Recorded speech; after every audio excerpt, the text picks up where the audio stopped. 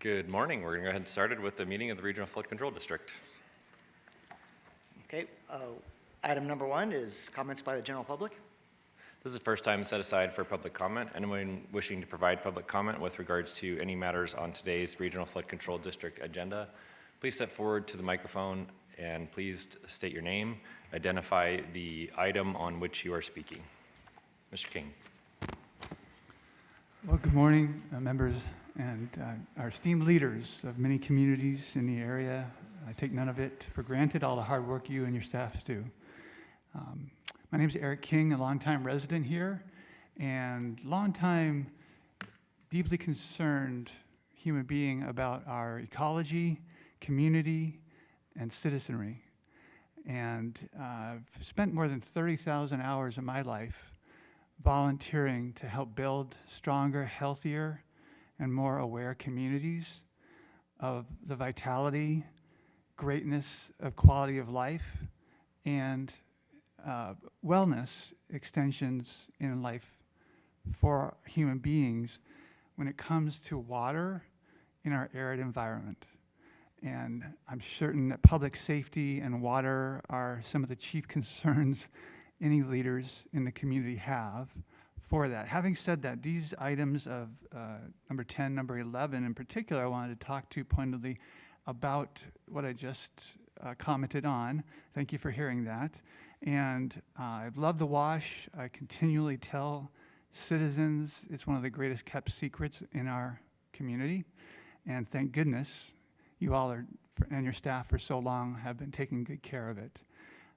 With the concerns for water flowing into all these very expensive and well thought out and planned and designed channeling of water so it's safe and so forth, somewhere along that line, it becomes a nuisance. Water falls on the slopes, usually higher than our valley floor, makes its way down there, and we all talk about and spend money on, well, you decide how to spend the money on how we keep it safe and protect citizenry. And so with that in mind, I only have a minute left here, but you're gracious to listen to me. What if we were to take an approach now in this new climate that we have, a new, really normal of at least 8, possibly more degrees urban heat island effect, plus all the climate changes we know, global warming and so forth, and say, what if we could preserve that water higher up on slope in our watershed so that life-affirming, cooling, huge cooling power and beautifying plants, trees, and all the wildlife that would thrive with them could find more saturated soil because we treat that water and have staff and accompanying licensed people to handle it better. I thank you for hearing me on that. I'll speak a little bit later more about that. Thank you for hearing me. Thank you, Mr. King. Anyone else wishing to provide public comment? Seeing none, I'll go ahead and close the first public comment period and turn it back over to Mr. Trelease. Item number 2 is action to approve the agenda with deletion of any items. The agenda is in order for approval. I'll entertain a motion. The motion to approve the agenda. All those in favor, please signify by saying aye. Aye. Any opposed? The motion carries. Item number 3 is action to approve the minutes of the July 9th, 2026 meeting. The minutes are included in the backup. I'll entertain a motion. There's a motion to approve the minutes of the July 9th, 2026 meeting. All those in favor, please signify by saying aye. Aye. Any opposed? Motion carries. Mr. Trelease. Item number 4 is discuss the general manager's monthly report. So you may have noticed, if you've been outside, it rained. Everyone was Great report. They saying it couldn't be done, but it apparently can. So, so yes, we had a lot of drought. We had a lot of expectation of rain, but we did have some rainfall yesterday, as we sort of expected for this week. Actually, today and tomorrow, we also might get another set of thunderstorms that move through the valley. Now, depending on where you live, you might have said it didn't rain yesterday, because that's the way it works in Las Vegas Valley. You might be in a place where it rains a lot. You might be in a place where it didn't rain at all. So, but social media was out. There's a location on Lake Mead and Mount Hood, Commissioner Sigerbloom's area there. So there was some flooding in the streets there, and it looks like a lot of nuisance flooding. It was a problem. It happened a few years ago, like 2 or 3 years ago, same location. And I just kind of want to point out that the way flood control works is so if you look at the right side of your screen there where that sort of red star is, at the bottom left of that picture, that's where the location where the social media, where the video was with all the debris and the channel and things like that. So to the right of that, up the hill on Lake Mead, is a green facility, which means that's a future facility that we have yet to plan.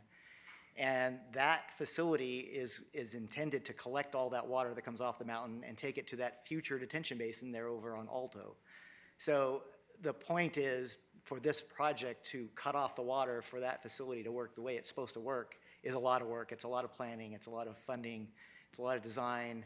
It's a lot of right-of-way acquisition. It's very difficult, and we can't just, with one project, make that happen. So the project, the outfall of that detention basin, the detention basin itself, all the collection facilities would have to be planned, funded, designed, and constructed before this community will see the relief that they will see at some time in the future. Obviously, if we had infinite resources, we could go build all these projects right away, but that's just not possible. So I do want to say that we do have a facility in Lake Mead. It is working for collecting that street flow. However, in the meantime, when we have a big rainstorm in these areas, we are going to see some street flooding. Hopefully, I didn't hear any reports of actual flooding in any structures. I did hear some swift water rescues. The emergency responders were out helping people in intersections and streets and stuff like that. I didn't hear of any injuries or deaths, which is good news. But I just wanted to point out how this works and how difficult it is sometimes to solve some of these problems. We did have other rainfall, not just in this area, in the northwest part of the valley, just kind of around Kyle Canyon. Mount Charleston area got just under an inch of rain yesterday. And then Searchlight in the south central Clark County, right near there, we recorded 1.8 inches of rain. In Searchlight itself, just under an inch of rain. But our radar showed around 5 inches of rain possible just northeast of Searchlight. And imagine, there was hail. We expect that there was hail in that, so that can mess with the radar estimates. So we'll try to do some more ground truthing of that, but it sounds like Searchlight dodged a bullet there. They could have had a whole lot of water that just went maybe 50 miles or so around that community. So we're happy when it rains. We don't want 4 inches of rain in an hour in a community. That's not good. So we're glad that didn't really hit the community, and I didn't hear any reports of problems in Searchlight. So that's good. And just keep your eye on the skies for the next couple of days. Hopefully by Friday, Saturday, we'll start a drying trend. So another thing I want to report on this month is we received another award. Our public information group, Michelle French, Jacob Sanders, and our consultant, Robertson Partners, have this No Ball campaign, which is a stormwater quality campaign. You may have seen the PSAs on TV. Excuse me, or on social media. We submitted this to NAFSMA. This is the National Association of Flood and Stormwater Management Agencies. The annual meetings were in Annapolis, Maryland this year. I was at the meetings as a member of the board and received the second place award for the No Ball campaign. They said there was an unprecedented number of submissions this year, so I think there's over 30 submissions, so second place is extremely well done by the team. And so I just wanted to give kudos to that program and to that award.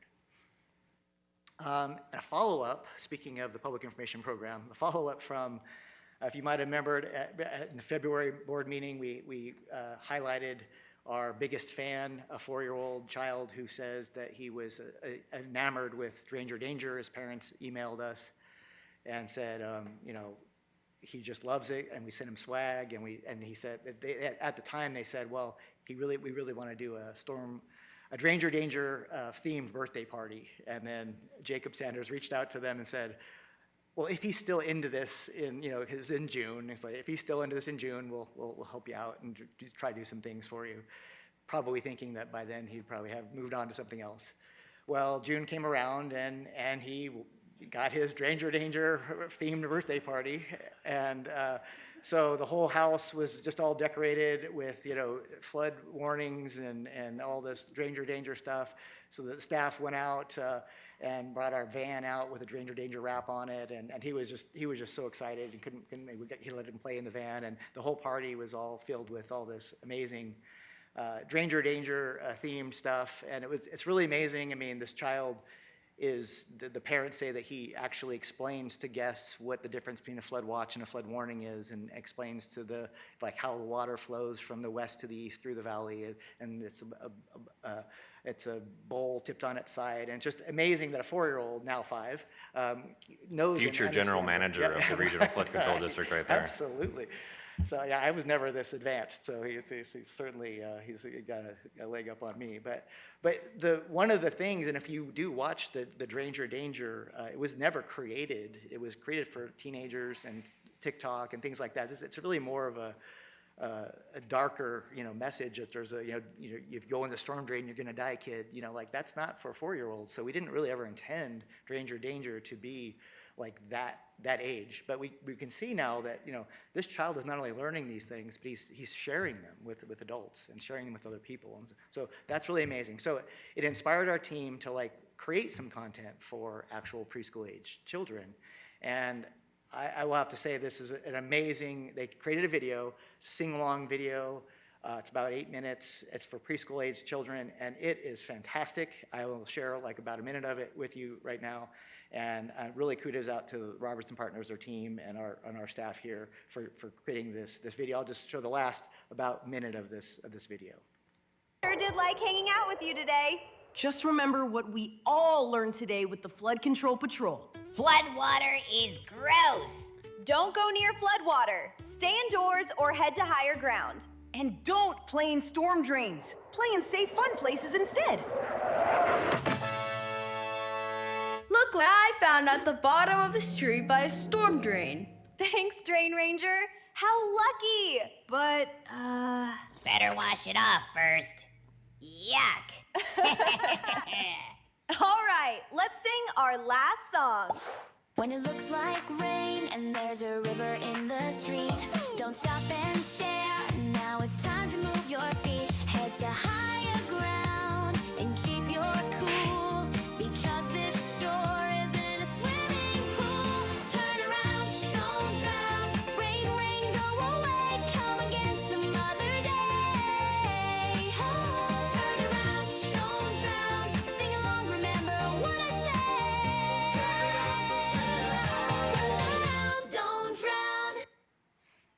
So I think that's absolutely amazing, and I'll say that obviously the theme here is Baby Dranger. So it's and it kind of going on the theme with Grogu and the Baby Muppets and things like that. Of this is them as they're growing up and living in the neighborhoods. But just a fantastic job by the team. I think this is there's interactive things and quizzes for the kids. Is this a safe place to play? Is this not a safe place to play? Things like that, and gives them a chance to kind of talk to the screen as they do with this age. And so, really amazing work. We're going to trot this out now to the community, and hopefully we'll get some Future first place winner next year. Absolutely. Right This there. is absolutely going to be first place. Many awards in this video's future. I can see it now. So, great job. And I just wanted to highlight that as what's coming in the district in the next few months here and years really. Last thing I want to talk about today was I had some conversations with some of the board members about our 10-year plan for construction. First of all, I want to give kudos to Brian Rowley, who kind of came up with some of these charts. Paul Morton, one of our principal engineers, really put this data together to what I'm going to show you today. And Debbie Yamachika, our engineering director, she kind of runs our 10-year plan every year. So great work by this team. It really just kind of came out of some thoughts that we had, and we're working on our policies and procedures now. And so we're kind of thinking of ways that we can leverage our funds in a more effective way to help the community to get projects in the ground. So I'll explain a little bit about what's going on in this chart. So essentially what this is from 2015 to 2025 or 2026, we'll say the end of the fiscal year, which just ended. The blue bars represent our total plan, so all the revenues that we have So it's year one of the 10-year plan for each of those years. And then the orange bars represent how much we funded, and that's really just not actual spent, but that's how much money that the board approved for total projects during that year. And then the yellow line there is the average funded, and the gray line is the average resources. So you could see that we have a lot of resources. Now, keep in mind, this is a planning document, so this doesn't represent that we have $250 million sitting in the bank waiting for projects that we're not spending. That is absolutely not happening. But on the plan, we assume things like bonding, like every other year, things like that. So we want to put a lot of resources on the plan so that entities can plan against that and then plan projects and then be able to start them and then go build them. And if we do run out of money in the bank, we'll say, then we can go get a bond and we can actually go spend that money. So the idea is to keep designing projects, keep getting them ready for funding, and then once they do, then we can fund them. And if we get into a place where we've kind of out of money for the cash on hand. So, but we are noticing, like in 2026, that we do have this kind of big gap between what we've funded and then what we have left in the resources. And the reason that we think that there's this big gap there is because of this idea of carryover. So if an entity doesn't spend the money at the end of the fiscal year, then that carryover money just comes back to them at the beginning of the next fiscal year. And then so now you have more resources, and then now you have more projects to plan against. And if that happens again and again and again, as we've seen for the last 5 years, we have all this carryover coming back, and then maybe that entity doesn't have the capacity to even deliver that amount of projects. And so what we're thinking, what we're asking as the district is there another way we can actually take that money and spend it in other jurisdictions? Can we inspire that entity to do a better job of spending that money in this fiscal year? You know, what are the ways that we can do it? And we're working on our policies and procedures. We're really looking at like maybe now is the time to kind of think about this for next fiscal year. So just to remind everyone that how we allocate the money is based on the prorated share funding for each entity, and it depends on how many facilities are left to build on the master plan for that entity. So Las Vegas and Clark County have the largest share, and then Boulder City and Mesquite have the smallest share because they have the fewest facilities left to build. And then, you know, looking at the entity, like the breakdown of that, so that plan here is the total plan. How we break it down per entity, we can see that Clark County right now, like back in 2015, 16, down up to like the pandemic, you know, they were not getting a lot of projects out, not asking for a lot of funding. Why is that? Maybe it was they're in a design phase. Maybe, you know, they're in a staffing slowdown. We don't know really what the reason is, but maybe that got them behind. And if you notice that, so in 19 and 20, that's the year we bonded. So we had a lot of resources enter the total plan at that time. And the county ended up getting a lot of resources from that because they have a large percentage. So we're questioning, like maybe that they had all this carryover from year to year, and then maybe now that the capacity to deliver projects, now look at their orange bars look great, just like North Las Vegas, Las Vegas. Las Vegas delivers projects more consistently, but Clark County is doing a great job of getting projects out, just not in a consistent manner. So in the meantime, while they're trying to catch up to the carryover that they've had year over year, we're asking the question, how can we use those resources? Now, we are absolutely not saying we're going to want to take money away from Clark County. We're not saying we want to take money away from any of the entities. We want to say, like, how can we best leverage this? And one thing I will say that I know I'm stepping in it here, but the board members have always got along great together. Ever since I've been here, the public works departments get along great together. Everyone works very well together to get things done. So we're not trying to hurt those relationships.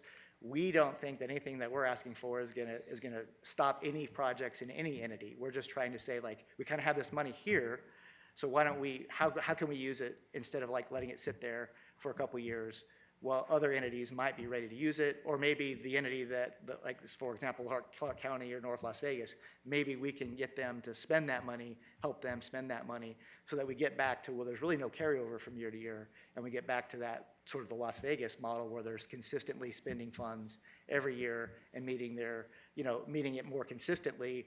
And then and it helps us plan better, and it helps us, implement projects faster, which is what we're trying to do. We're trying to get as many projects in the ground as we can, as fast as we can. As we've seen from the rain yesterday, it's very important to do that.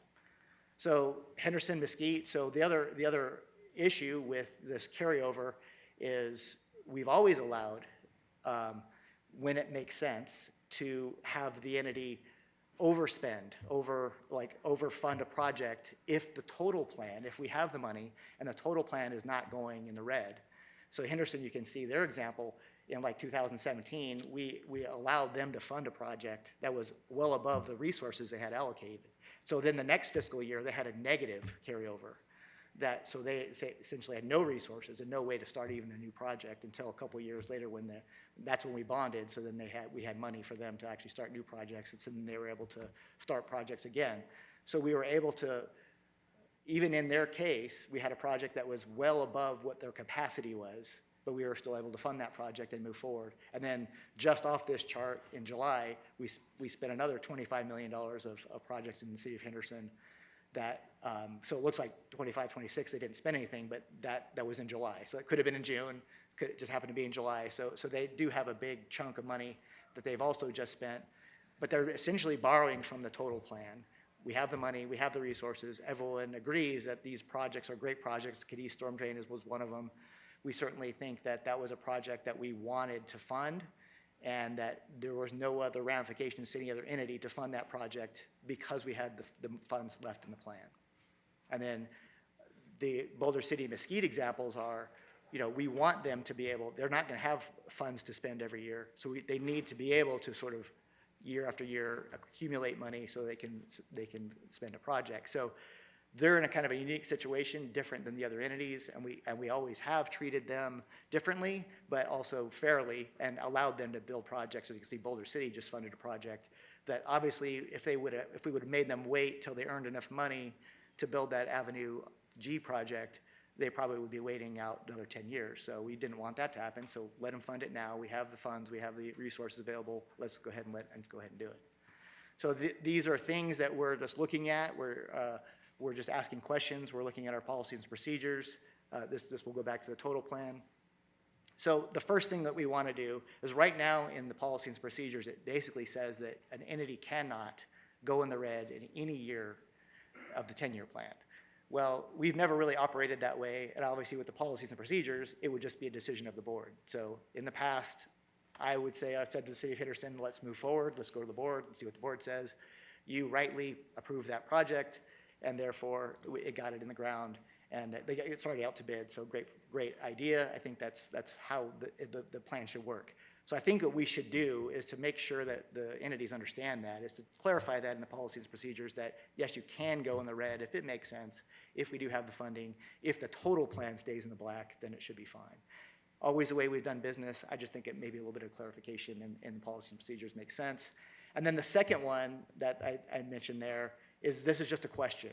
Is there a way, should we do something in the policies and procedures to allow unencumbered funds to be redistributed in some way? And we haven't come up with a great way to do that. My best idea would be probably leave that up to the board and say, like, it could just be 1 year. Sometimes it's just like, one tweak, that wouldn't affect the entity that has those unencumbered funds because they can't spend them anyway with their capacity to deliver projects. And then just give that money to an entity who's ready, or let them start some projects that they can start, knowing that we can fund those later with either the pay-as-you-go or with bond funding. And then, of course, the asterisk down at the bottom, it's very important that we keep in mind not to have unintended consequences to Boulder City and Mesquite, who really need that to be able to kind of accumulate those funds year over year. And so we may need, when we think about these kind of things, we need to think about kind of them separately, because we always want to make sure that they can deliver projects as well in their communities. So I just wanted to bring that up. There's obviously no action to take on this. I think that as we're working through our policies and procedures, these are the kind of questions we want to ask. These are big questions for the board that go above me and need to be decided by the board. And so I didn't want to bring this to you the month before we're going to our policies and procedures with this language. So I want to kind of let you know now. what we're thinking. Nothing has happened. We've obviously we're in constant communication with public works directors about these kind of issues. And we're not saying anything is broken. We're kind of seeing something that's, wasn't a problem 10 years ago, but it's a problem today. So is there anything we can do today to help that from now and into the future? I appreciate doing the research on this and presenting this and really having discussions with the board. I think on number one, we absolutely should have the ability, you should have the ability to make those kind of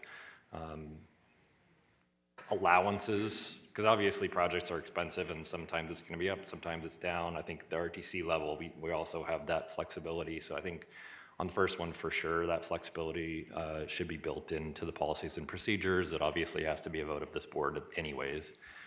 Number two is the one that I think Commissioner Sagerbloom and I need to have some serious discussions with our friends in Clark County Public Works.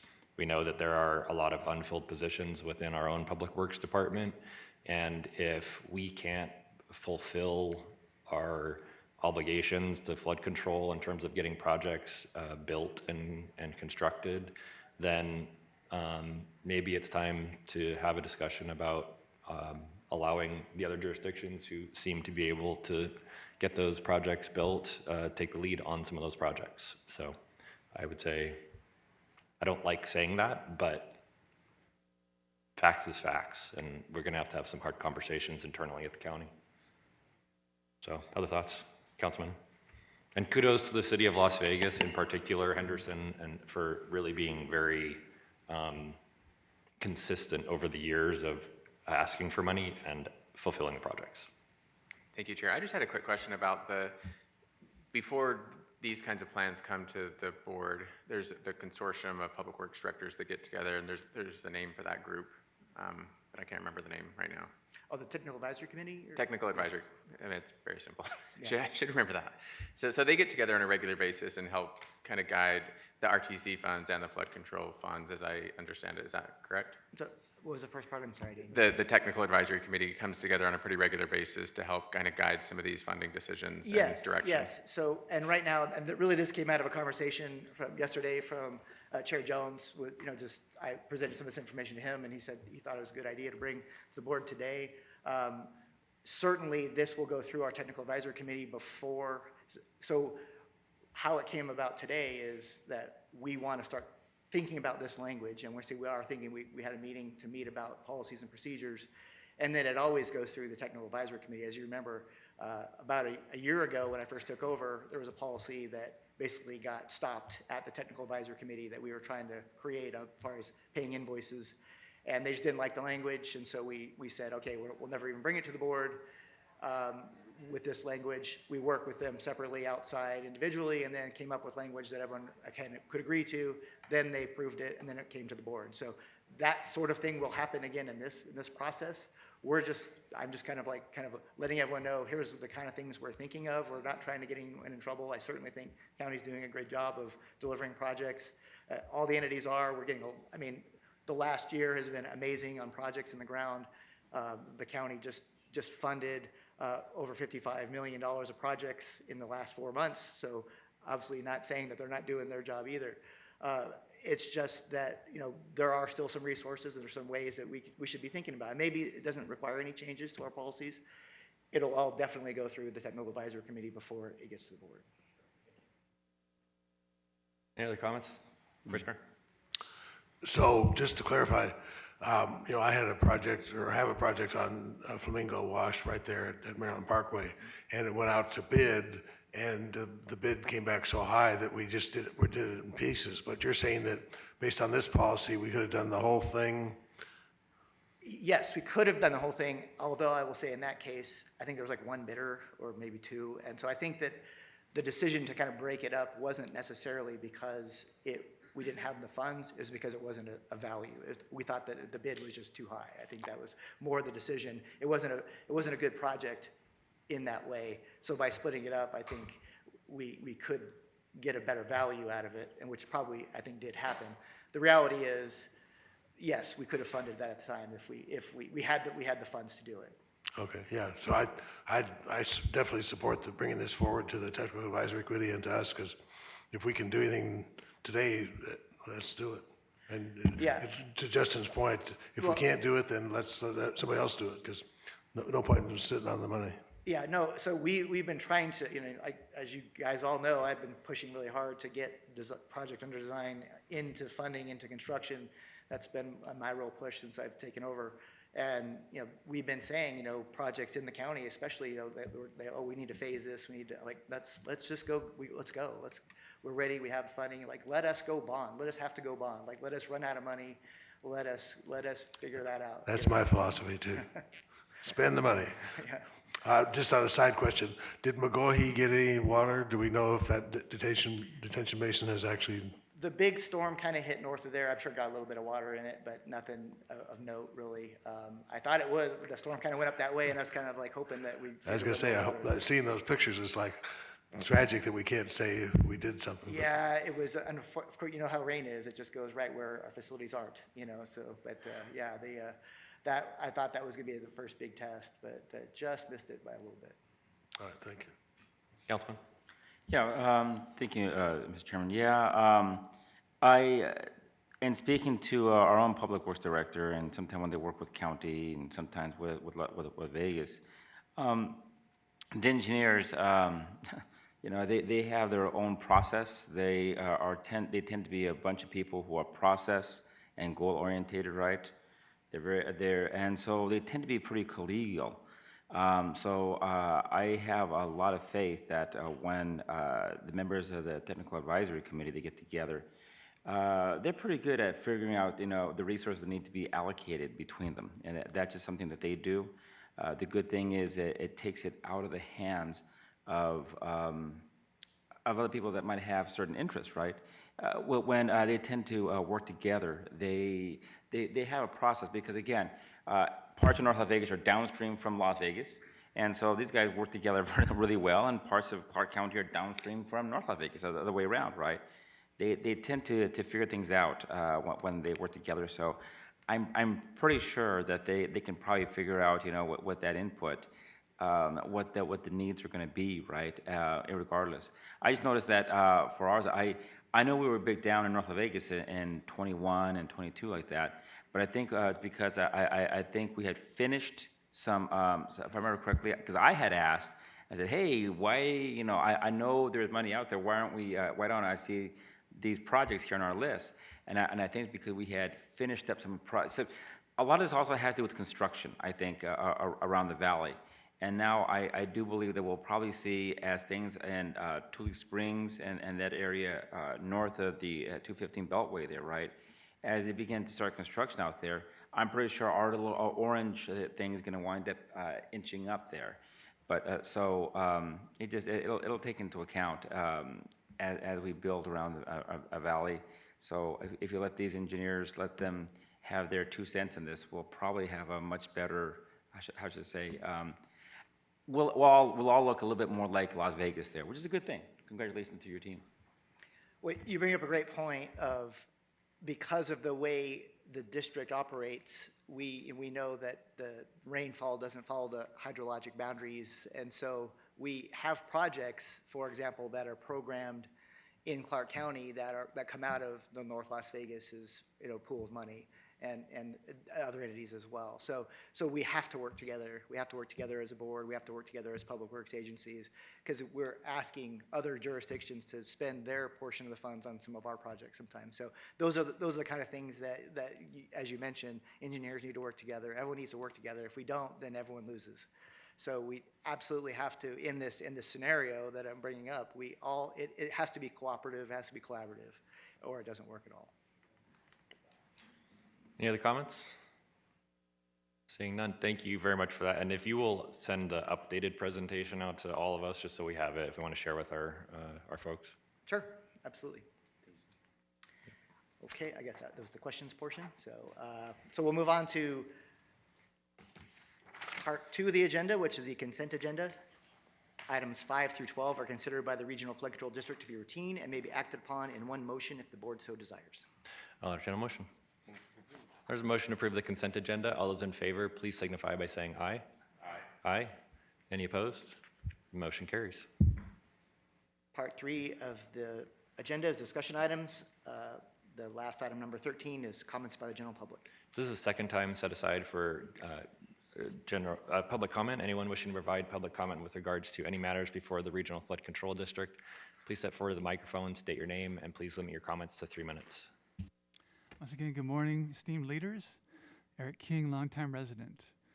As a design consultant in sustainability, I'm become aware over decades now that in our arid environment, as it gets hotter, we have less green things growing in the desert, less green things moving in the desert. That would include desert tortoise and all kinds of other things. There's not a green coyote I've ever seen, but maybe they exist.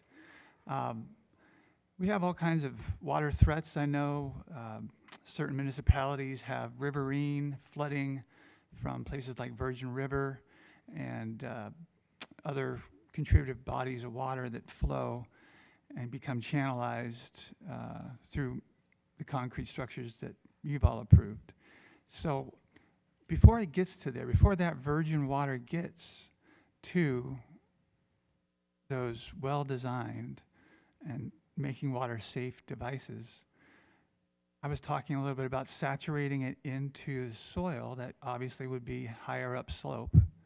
And if we were to do that in very strategized ways, I think we would find that not only would our climate find some quantifiable degree of cooling effect from that saturating of the water into the soil and the desert doing what it does when water stays in that soil where plants can grow.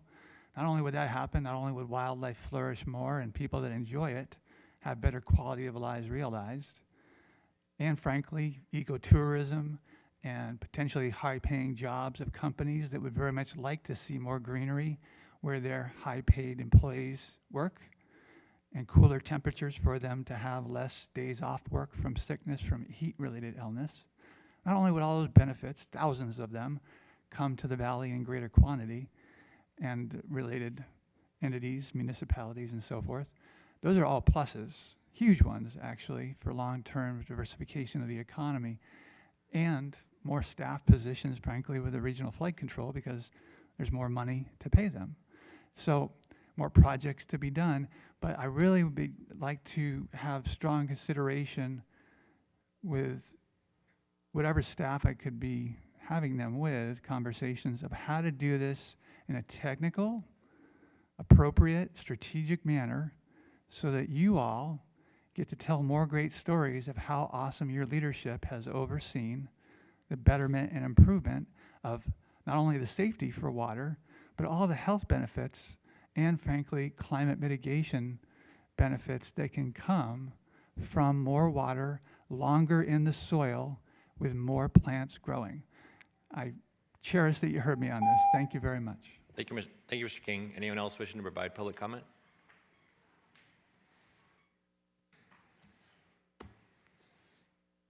Mr. Nimrod. Good morning, mighty directors.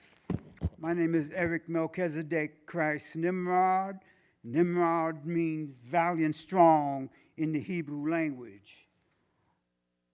I've read some interesting articles in Hoover Dam faces a 70% power cut in hydropower capacity as Lake Mead falls to critical levels, revealing a ghost town, St. Thomas, that disappeared beneath 60 feet of water after Hoover Dam was built. Now, there's a whole lot of construction going on. I don't know how your design and construction is going or where does it go to, but it should go to Lake Mead. All this water or whatever water that comes down should go to Lake Mead or some kind of way quench the thirst of the people. Now, that revealing of that town, St. Thomas, is that a sign for Las Vegas, Sin City? a 10-year construction program. Will Las Vegas be here 10 years from now? Water situation as it is? I find it highly interesting. Design and construction. I hope for Las Vegas that design and construction will somehow help Lake Mead or help we, the people of Las Vegas, to quench our thirst. Thank you very much. Thank you, Mr. Nimrod. Anyone else would you provide public comment? Seeing none, we'll go ahead and close the second public comment period, and we are adjourned. We'll get started with RTC in about 5 minutes.